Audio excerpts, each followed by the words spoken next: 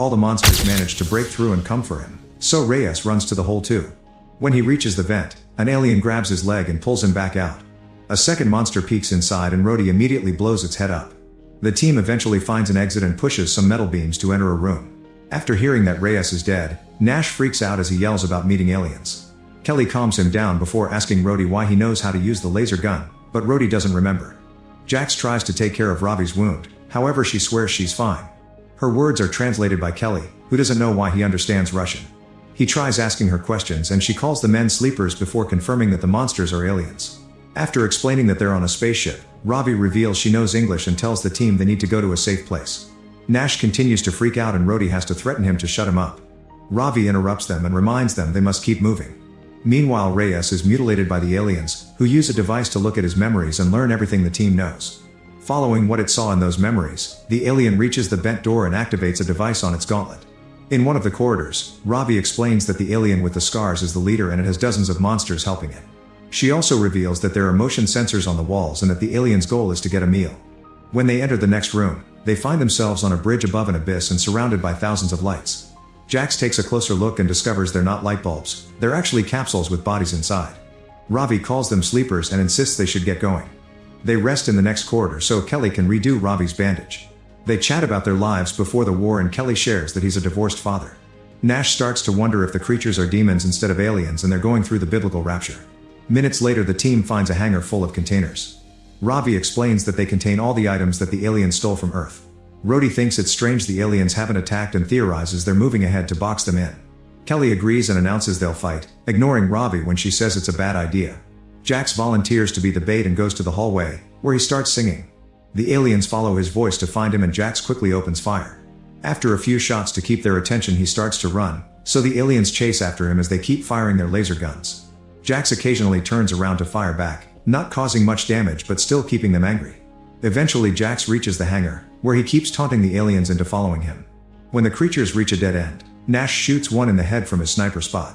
Then the rest of the team surrounds the enemies and opens fire, killing them all one by one. After they're done, Ravi points out that it was too easy and fears a trap. At that moment, another alien squad enters the hangar.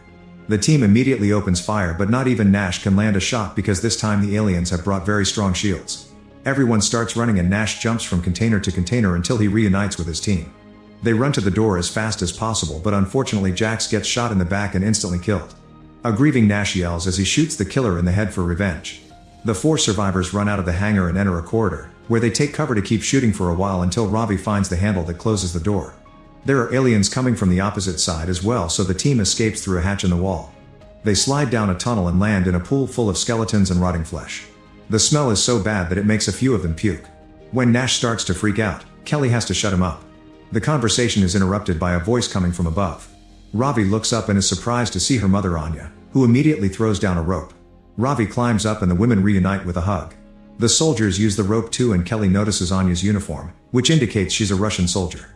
Anya guides the group through the corridors, always making sure to avoid the sensors on the walls. She takes them to a hatch on the floor and they go down to the basement, where Anya locks the door. All the walls had been decorated with art. Kelly shares how his team woke up and Anya explains it was a trophy room. They only got to escape, thanks to the machine malfunctioning. She's lost track of time since she was kidnapped, but she thinks she's been here for around 20 or 30 years. The soldiers realize that Ravi was born on the ship. Then Anya reveals that there was an invasion. It turns out that Voyager 1 had a map to invite friendly aliens to Earth, however these evil creatures found it and used it to invade. First they kidnapped the world's greatest military strategists and connected their devices to the human minds to gather intel, which means the soldiers were frozen in the machine for decades too. All those strange nightmares they saw were war games created by the aliens to study how humanity fought. This allowed them to crush Earth in just a matter of weeks. The mind connection worked both ways, which explains why the soldiers learned a few things in return. Anya calls this getting gifts. This ship is taking all the spoils of war back to the aliens' planet. It was Ravi's father who sabotaged the reactor and caused the machines to fail.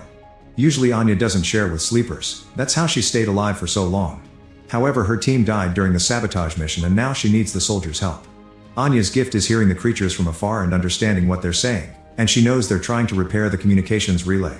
If they contact their home planet, even more aliens will come, so they have to stop them. The soldiers take a moment to rest and Nash says that they'll never go home. Kelly looks at a picture of his daughter and realizes she must be around 40 years old if she's alive at all, which makes Rhodey think about his kids as well. The team decides they want to fight and organize a plan with Anya. They think there are around 24 aliens left, and the comm center is on the top deck, where they're strongest.